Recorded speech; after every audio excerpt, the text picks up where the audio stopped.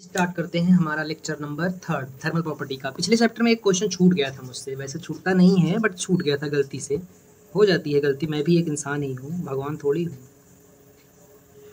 देखो क्या करेंगे, एक ऐसे स्ट्रिप है, ऐसे ये है किसकी, ब्रास की, ये है स्टील की, और इसी के साथ ऐसे जुड़ी है एक ब्रास की स्ट्रिप। तो जब इसको टेम्परेचर इंक्रीज करेंगे, इधर करता हूँ, जब इसका टेम्परेचर इंक्रीज करेंगे तो एक्सपांसन होगा। एक्सपांसन होगा तो कैसे होगा, ऐसे हो जाएगा, ये ऐसे हो जाएगा और ये ऐसे हो जाएगा, ये हो जाएगा ब्रास, ये हो जाएगा स्टील। ऐसा क्यों हुआ, ऐसा क्यों हुआ? क्योंकि जो अल्फ़ा है लीनियर एक्सपांसन वो ब्रास का ज़्यादा है और स्टील का कम है,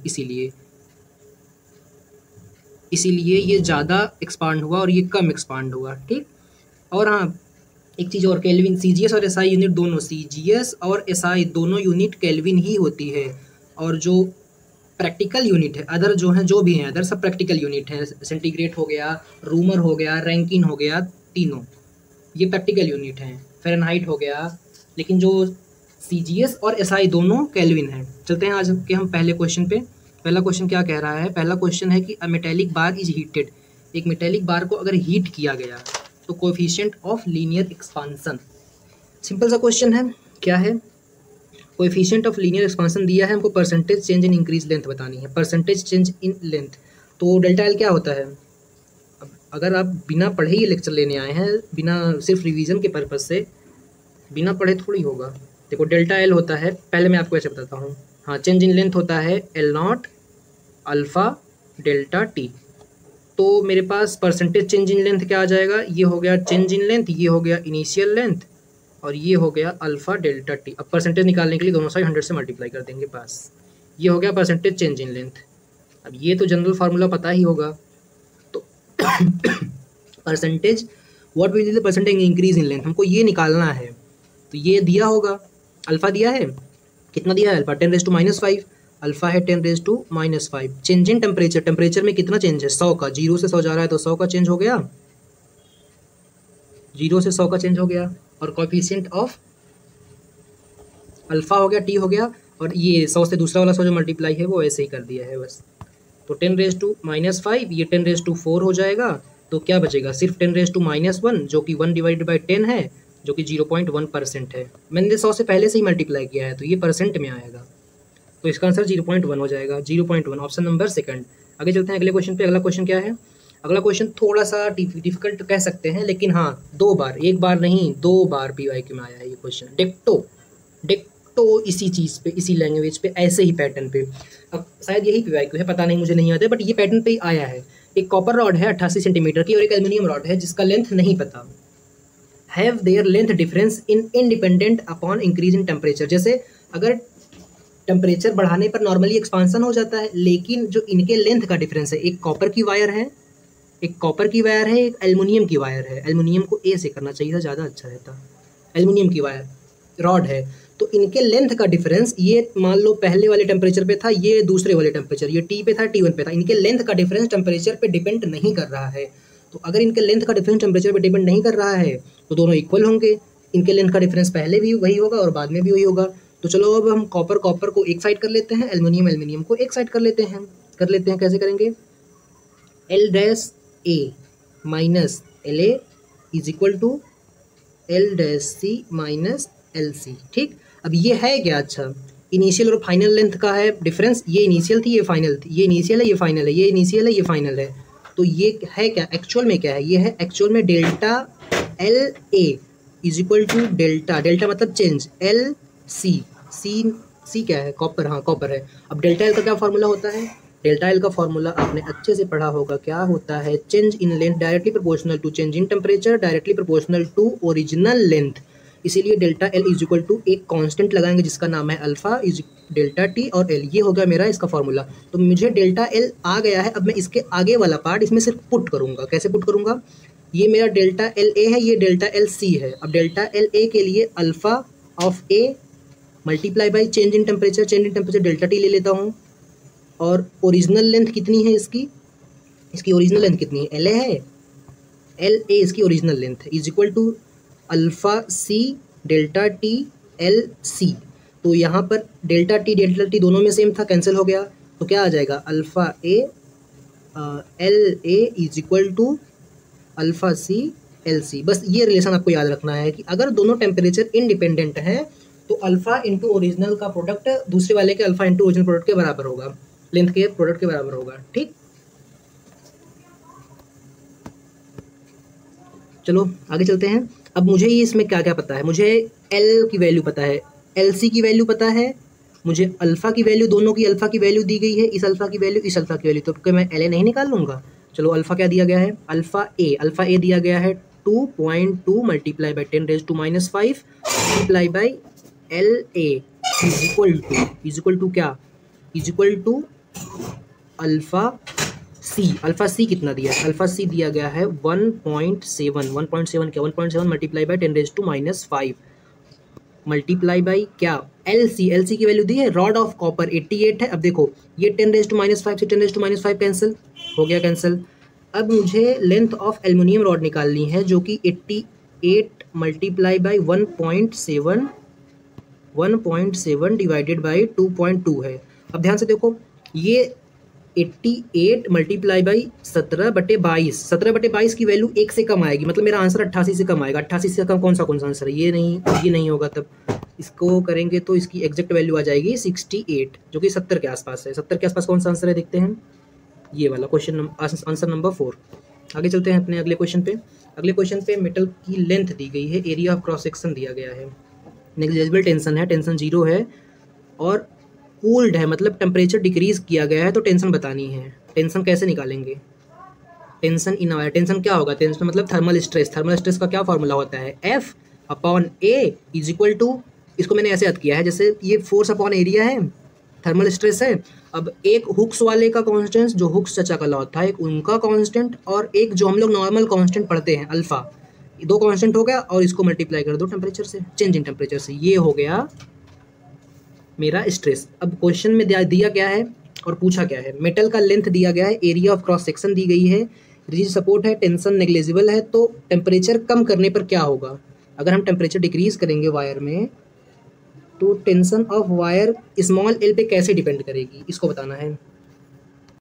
इसको दो तरीका है, एक है मेथड। अब तुम बताओ मुझे इसमें कहीं पर स्मॉल एल दिख रहा है, लेंथ ऑफ मेटल, जो मेटल का लेंथ है वो कहीं इस फॉर्मूले में है, जो स्ट्रेस है अगर इसके फॉर्मूले में लेंथ होता तब तो उस पर डिपेंड करता, इसमें कहीं लेंथ है ही नहीं। जब लेंथ है ही नहीं तो लेंथ पे इंडिपेंडेंट हो जाएगा, तो ना डिपेंडेंट ऑन ए होगा। अगर टेम्परेचर कम करेंगे तो क्या होगा, प्रोपोर्शनल टू एल होगा, नहीं होगा। एल से तो कोई कनेक्शन ही नहीं होगा, एल से इंडिपेंडेंट है, लेकिन ए से इंडिपेंडेंट नहीं है, इसलिए ये वाला ऑप्शन नहीं होगा। ए पे डिपेंड कर रहा है लेकिन इंडिपेंडेंट ऑन एल होगा। ओके, अगले क्वेश्चन पे चलते हैं। अगला क्वेश्चन क्या है, एक रॉड है, 2 पॉइंट के बीच फिक्स है, टेम्परेचर 50 है, कोएफिशिएंट लीनियर एक्सपांशन दिया गया है, यंग मॉडुलस दिया गया है, सेम पिछला वाला फॉर्मूला एग्जैक्टली डेक्टो पुट कर दो। थर्मल स्ट्रेस का क्या फॉर्मूला बताया था, फोर्स अपॉन एरिया, दो कांस्टेंट, एक हुक्स वाला कांस्टेंट, एक थर्मल प्रॉपर्टी वाला कांस्टेंट और चेंज इन टेम्परेचर।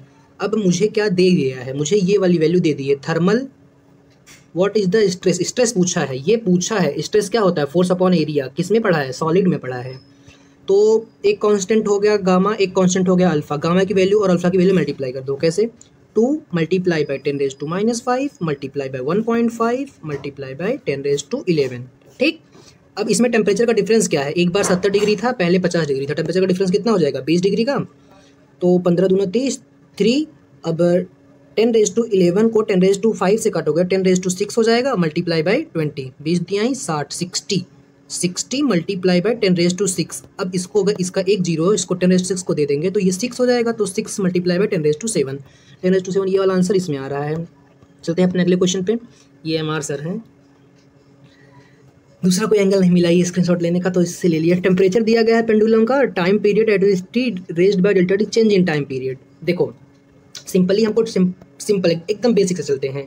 पेंडुलम आगे आप खुद पढ़ेंगे, पेंडुलम क्या होता है, पेंडुलम का time period T is equal to 2π root में L अपॉन G, ये होता है पेंडुलम का टाइम पीरियड। अब मैं इसको पार्शियल डिफरेंशिएशन से इसका चेंज निकालता हूँ, कैसे, delta T upon T is equal to 2π constant है, गया मर गया, जी कांस्टेंट है, ये कांस्टेंट है, इसको नहीं लेंगे। अब रूट है तो इसीलिए हाफ। अब ये कहाँ पढ़ते हैं भाई, ये पढ़ते हैं एरर एनालिसिस में, डेल्टा एल अपॉन एल। ये आ गया मेरा टाइम पीरियड का फॉर्मूला। अगर टाइम पीरियड है तो पूछा है कि अगर टेम्परेचर डेल्टा एल से इंक्रीज किया गया है तो टाइम में क्या चेंज होगा, मतलब ये पूछा है हमसे, ये वाला वैल्यू। ये वैल्यू क्या होती है, अब ये वैल्यू कितनी बार आपको निकाल के दिखाऊं, delta L is equal to L naught, L naught क्या है, original temperature, original length, alpha delta T. अब डेल्टा एल अपॉन एल, इसको एल ही कहने दो, L is equal to alpha delta T. तो L, delta L upon L की value alpha delta T है, इसमें इसको पुट कर दो, आंसर आ जाएगा। Delta T upon T is equal to half alpha delta T. ठीक, अब क्या, इस टी को उस साइड लेके जाओ, हमको आंसर मिल जाएगा चेंज इन टाइम में, half is equal to alpha delta T multiply by T. ये टी वन नहीं है, टी है, तो मेरा आंसर कहाँ आ रहा है, ये वाला, half alpha delta T, half alpha delta T, half alpha delta T into small T. ये टी टेम्परेचर वाला है और वो दूसरा टी टाइम वाला है। हाफ इसमें नहीं है, हाफ इसमें नहीं है, अल्फा डेल्टा टी इसमें है लेकिन स्मॉल टी नहीं है। ये मेरा आंसर आ जाएगा फर्स्ट वाला। फर्स्ट वाला आंसर आ गया। आगे चलते हैं आगे अगले क्वेश्चन पे। अगला क्वेश्चन क्या कह रहा है अगला क्वेश्चन है relation between aerial volumetric, alpha beta और गामा के बीच का रिलेशन पता है, सबको मालूम है, alpha is equal to beta is equal to gamma. अब ये अगर 1D में है तो इसके डिवाइड 1 कर देंगे, ये 2D है डिवाइड बाई 2 कर देंगे, ये 3D है तो डिवाइड बाई 3 कर देंगे। और इनका रेशियो भी याद रखना भाई, मैंने टेस्ट में एक बार ये क्वेश्चन गलत कर दिया था। मैं सोचो इतना सिंपल सा क्वेश्चन, रेशियो नहीं निकाल पाया था। 1:3 होगा इसका रेशियो, मैं पता नहीं कैसे रेशियो नहीं निकाल पाया था। सोचो, ये होता है प्रेशर। आगे चलते हैं अगले क्वेश्चन पे। Volume of solid decreased bye 0.6% when it is cooled 50 degree through 50 degree. इसका क्या मतलब होगा, इसका मतलब हो गया कि डेल्टा टी बराबर 50 है।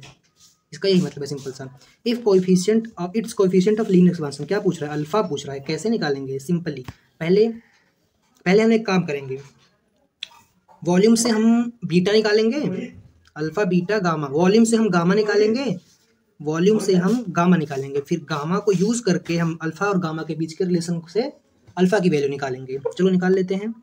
कैसे होगा, ऐसे होगा, ये है क्या, delta V upon V multiply by 100। इसकी वैल्यू हमें दे दी है सीधा सीधा, कितना दी है, 0.6। अब हम इसके रिलेशन लिखते हैं, डेल्टा वी भी एकदम सेम टू सेम उसी तरह होगा, क्या होगा, V alpha beta gamma delta T. तो delta V upon V is equal to, अगर परसेंटेज चेंज निकालना है तो कैसे निकालते हैं, गामा डेल्टा टी, तो ये हो गया final minus volume initial divided by volume initial. इसको इस साइड लेके जाओ, फिर इसको इस साइड लेके जाओ, इस साइड लेके जाएंगे तो क्या हो जाएगा, इस साइड लेके जाएंगे तो डायरेक्ट भी ऐसे लिख सकते हैं। ये हो गया मेरा परसेंटेज चेंज, इसमें मल्टीप्लाई बाय 100 कर देते हैं, और ये दूसरा क्या हो गया, gamma delta T multiply by 100, ये हो गया परसेंटेज चेंज। मुझे इसकी वैल्यू दे दी है क्वेश्चन में, कितना दी है, 0.6 दे दी है। निकालना क्या है, गामा निकालना है। चेंज इन टेम्परेचर कितना है, 50 है, और उसके आगे क्या है, 100 है, ये 100। अब ये 50 है, ये 100 है, मैं 500 क्यों लिख दिया। अब मैं गामा कैसे निकालूं, गामा इधर है। अब 100 का मल्टीप्लाई 500 पे करेंगे तो कितना हो जाएगा, 0.6 डिवाइड बाई, ये आ जाएगा, क्या है ये, gamma is equal to 0.6 divided by 5000। इसको कैसे कैंसिल करते हैं, इसको करते हैं ऐसे कैंसिल कि ऊपर नीचे 100 से मल्टीप्लाई कर देते हैं, ये हो जाएगा 60, ये हो जाएगा 5 मल्टीप्लाई बाई 3 जीरो पहले था, 2 जीरो अब बढ़ गया, कितना हो जाएगा 10⁻+5। 5 से 60 को काटो, 12 बचे 60, 12 हो गया। अब ये 10⁻5 ऊपर जाएगा, 10⁻−5 हो जाएगा। तो मुझे गामा की वैल्यू मिल गई। अब अल्फ़ा और बीटा और गामा में क्या रिलेशन होता है, alpha is equal to gamma upon 3 होता है। तो मुझे गामा की वैल्यू पता है क्या, 12 मल्टीप्लाई बाई 10⁻6 है या 5 है, 5 डिवाइडेड बाई क्या, डिवाइडेड बाई 3 से डिवाइड करो, 3 चौक 12, तो 4 मल्टीप्लाई बाई 10⁻5 आ गई मेरी अल्फ़ा की वैल्यू। तो इसमें कहीं पर है अल्फ़ा की ऐसी वैल्यू है ये फोर्थ वाली है, फोर्थ वाली मेरी अल्फा की वैल्यू। देखो 10⁻⁵ भी ऑप्शन में, 10⁻⁶ भी है, लेकिन 10⁻⁵ वाला अपना आंसर है। वैसे इसी लेक्चर में सर ने एक और जोक बोला था जो कि एकदम प्रॉपर डबल मीनिंग था, सर डैश का एक्सपांसन कब पढ़ेंगे? तो सर ने बताया था उसको एसएचएम में पढ़ेंगे, जब सिंपल पेंडुलम पढ़ेंगे तब।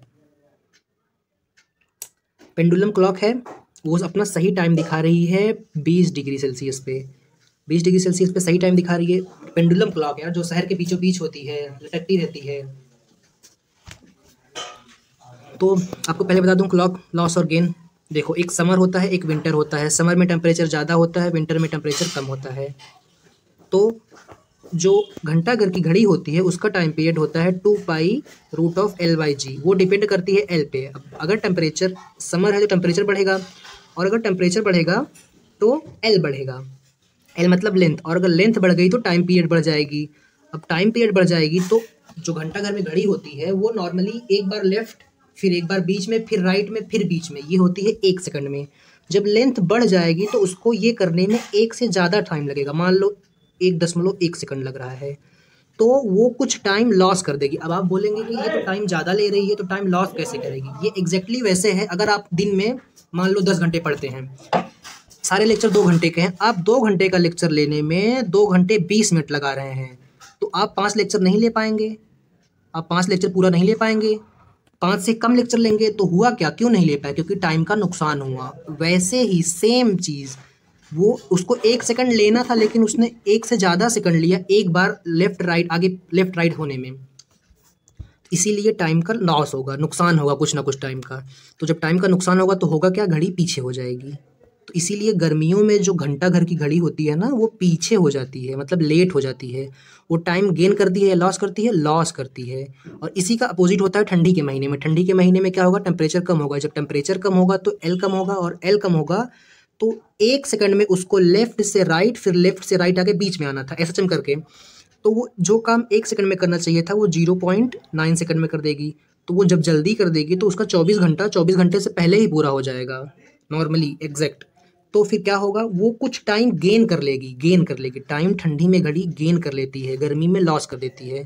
तो वो उस घड़ी आगे हो जाएगी। जैसे अगर आपकी घड़ी में रियल टाइम 10 बज रहा है तो उसमें 10 से ज़्यादा बजेगा, और जो विंटर है, समर है, उसमें घड़ी पीछे हो जाएगी, तो उसमें 10 से कम बजेगा, आपकी घड़ी पीछे हो जाएगी। तो ऐसे ही इस क्वेश्चन में पूछा है कि अगर पेंडुलम क्लॉक है, करेक्ट टाइम 20 डिग्री पे दिखाने के लिए वो बनाई गई है, और समर डे पर जब एवरेज टेम्परेचर 40 डिग्री हो गया, मतलब टेम्परेचर बढ़ गया, तब कितना टाइम का लॉस होगा, या फिर उसको कितना सेकंड टाइम लॉस करेगी, तो उसको हम लोग बोलते हैं कि इतना उसमें जोड़ देंगे तो करेक्ट टाइम आ जाएगा।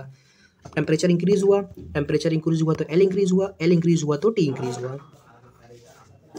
चलो इसको निकालते हैं। कैसे निकालेंगे इसको? निकालेंगे वो डेल्टा, पिछले क्वेश्चन में किया था ना, delta T is equal to half alpha, ये टी था, और change in temperature delta theta delta कर दिया, बट आप समझ लेना। तो ये निकालना है।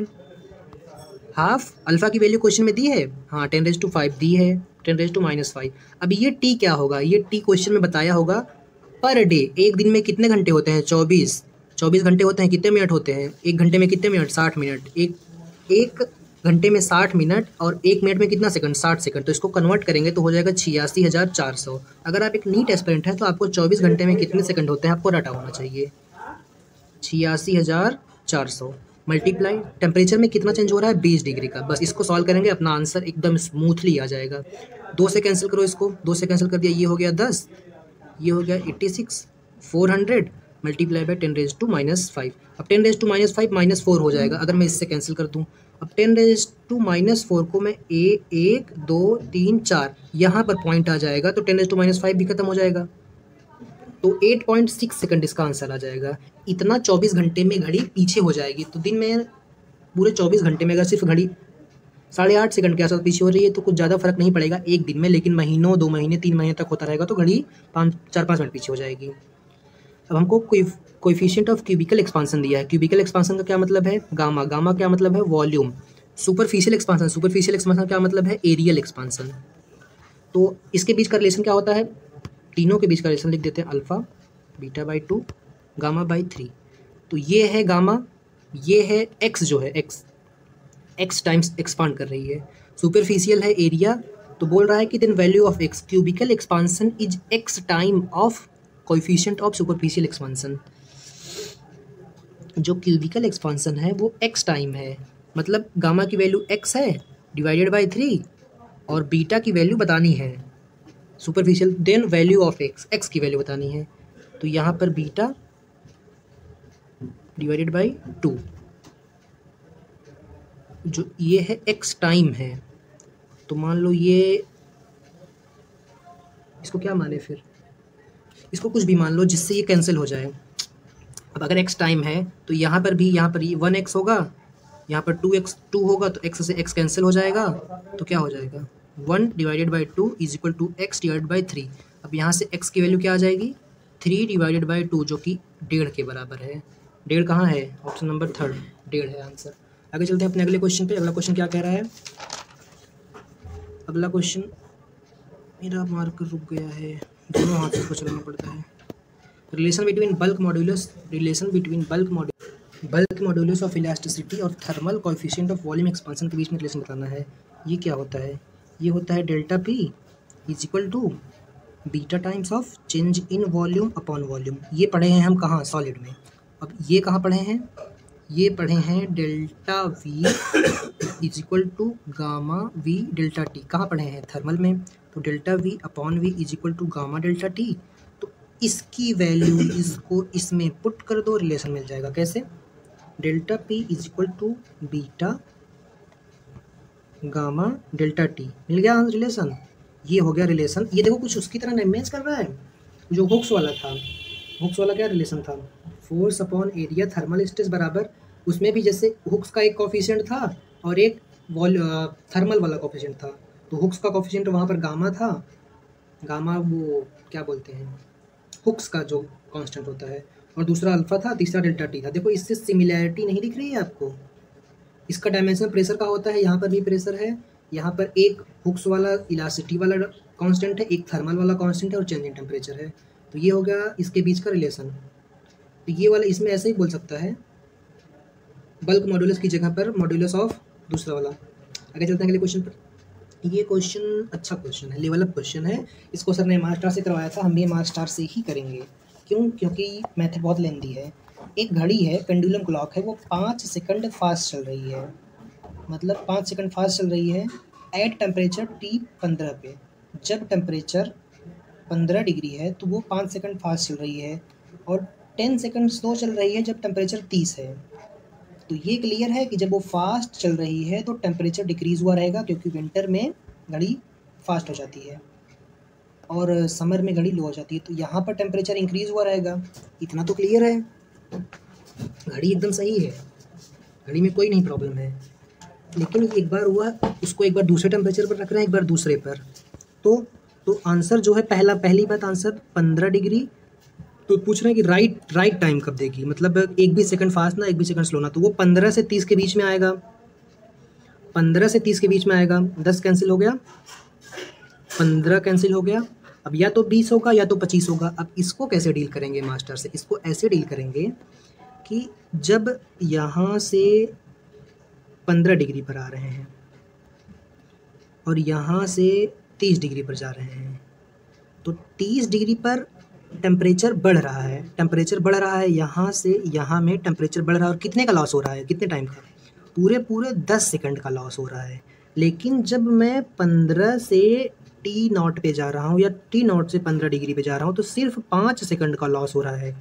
तो इसके और इसके बीच जो डेल्टा टी होगा, चेंज इन टेम्परेचर, यहाँ ज़्यादा होगा या चेंज इन टेम्परेचर यहाँ ज़्यादा होगा, कहाँ ज़्यादा होगा आप बताओ। सिंपली जहाँ पर मेरा ज़्यादा टाइम स्लो हो रहा है वहाँ पर टेम्परेचर का चेंज ज़्यादा होगा, और जहाँ पर टाइम सिर्फ 5 सेकंड स्लो हो रहा है वहाँ पर मेरा चेंज इन टेम्परेचर कम होगा। इसका क्या मतलब, इसका ये मतलब हो गया कि मेरा जो राइट टाइम घड़ी है वो 30 से दूर दिखाएगी और 20 के पास दिखाएगी। मतलब ये वैल्यू 30 से दूर होगी। क्यों, क्योंकि यहाँ पर टेम्परेचर का चेंज ज़्यादा हो रहा है। तो 30 से दूर कौन है, 25 दूर है या 20 दूर है, 30 से दूर 20 है, 15 के पास कौन है, 20 है या 25 है, 20 है, इसीलिए सेकंड आंसर। ठीक, ये था एम आर स्टार। अगर नहीं समझ में आया फिर से रिवाइंड करके देखिएगा, समझ में आ जाएगा। अगला क्वेश्चन पे चलते हैं। अगला क्वेश्चन है, 2 मेटल रॉड है, coefficient of linear expansion alpha और बीटा दी गई है, 2 अल्फा अल्फा दी गई है, सेम लेंथ है T1 पे और T2 पर, सेम लेंथ एट T1 और T2 पर, तो then common temperature at which they again same length is T। इसको आप डायरेक्ट याद रख सकते हैं। चलो डायरेक्ट क्या याद रखो, इसको मैं करवा ही देता हूँ।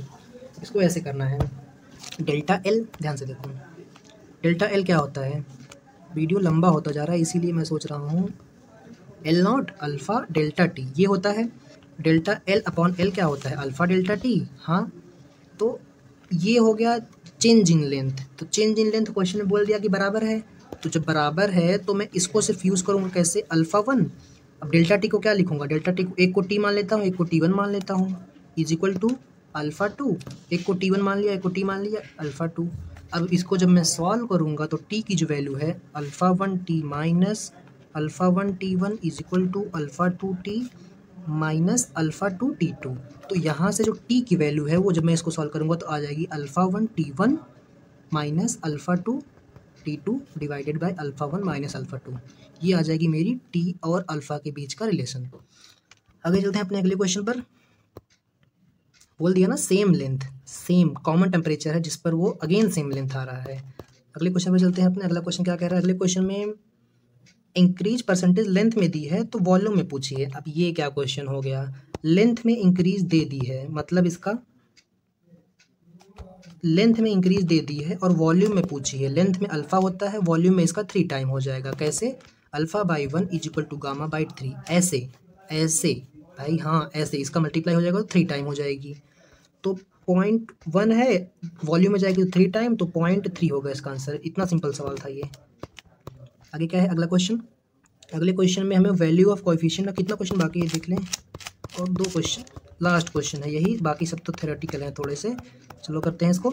Value of coefficient of volume expansion, glycerine का वॉल्यूम एक्सपांसन दिया है, फ्रैक्शनल चेंज इन डेंसिटी पूछ रहा है। ठीक, देखो सिंपली जब टेम्परेचर बढ़ता है घटता है तो मास में कोई चेंज नहीं होता। अगर मास में चेंज हो रहा होता तो जो सर ने कहानी बताई थी रामलाल वाली, वो सोना जाता, सोने को ठंडी में खरीदता, ठंडी में सोना छोटा था और गर्मी में बेच देता, रामलाल तो करोड़पति हो जाता। तो लेकिन मास चेंज नहीं होता है इसीलिए वो करोड़पति नहीं बन पाया। तो इसीलिए हम इससे क्या देखेंगे कि density is equal to mass upon volume. जब एक्सपांसन होता है तो ये कांस्टेंट रहता है और वॉल्यूम और डेंसिटी इनवर्सली प्रोपोर्शनल है। ठीक, डेंसिटी इंटू वॉल्यूम, इसको पार्शियल डिफरेंशिएशन मेथड से करेंगे तो delta M upon M is equal to delta density upon density plus delta V upon V. अब मास कांस्टेंट है, मास कांस्टेंट हो जाएगा, इसीलिए delta density upon density is equal to minus delta V upon V. इसकी जगह पर इसको हम लोग रिप्लेस करके लिख सकते हैं। और डेल्टा वी अपॉन वी क्या होता है, ये होता है गामा डेल्टा टी। तो मैं गामा डेल्टा टी की जगह पर माइनस डेंसिटी अपॉन डेंसिटी लिख सकता हूँ, लिख सकते हो। गामा की वैल्यू क्वेश्चन में दी गई है, क्या दी है 5, मल्टीप्लाई बाय 10⁻⁻⁴। टेम्परेचर दिया गया है कितना, राइस कितना हो रहा है 40 डिग्री। तो इसको जब सॉल्व करेंगे तो कितना हो जाएगा, 5 चौक 20, 5 का मल्टीप्लाई इसमें करेंगे तो हो जाएगा 20 मल्टीप्लाई बाय 10⁻⁴ और ये हो जाएगा 2 मल्टीप्लाई बाय 10⁻⁻3। तो 2 मल्टीप्लाई बाय 10⁻⁻3 इसका क्या मतलब हो गया, इसका मतलब हो गया 0.02, ये हो गया इसका मतलब। तो इसका आंसर हो जाएगा 3rd। अगले क्वेश्चन पे चलते हैं। अगला क्वेश्चन है सिंपली ऐसे ही सबने क्वेश्चन लिखवा दिया था, volume of liquid always increase with increasing temperature. Volume of liquid, अब लिक्विड की वॉल्यूम टेम्परेचर बढ़ाने से कैसे बढ़ेगी, जरूरी नहीं है बढ़ेगी, गलत जवाब है, फॉल्स होगा इसका आंसर। अपने अगले क्वेश्चन पे चलते हैं। जो डेंसिटी होती है, डेंसिटी हमेशा ज़्यादा डेंसिटी वाली चीज़, ज़्यादा जिसकी डेंसिटी होती है वो, देखो पानी होता है, आर्किमिडीज प्रिंसिपल पढ़े होंगे, तो जो पानी होती है, पानी में हमेशा जिसकी डेंसिटी ज़्यादा रहती है वो नीचे रहता है, जिसकी डेंसिटी कम रहती है ऊपर रहता है। जो लकड़ी होती है पानी में क्यों तैरती है, उसकी डेंसिटी पानी से कम होती है इसीलिए। तो जो भी चीज़ हाईली डेंस होगी वो नीचे चली जाएगी, जो कम डेंसिटी की होगी ऊपर चली जाएगी। इसी में सीख लेते हैं anomalous behaviour of water. Water का एनामोलस बिहेवियर ये होता है कि ये हो गया वॉल्यूम, ये हो गया टेम्परेचर, फिर से ये हो गया डेंसिटी, ये हो गया टेम्परेचर। जो वाटर है उसकी मैक्सिमम डेंसिटी कितने डिग्री पर होती है, 4 डिग्री पर, ये होती है 4 डिग्री टेम्परेचर।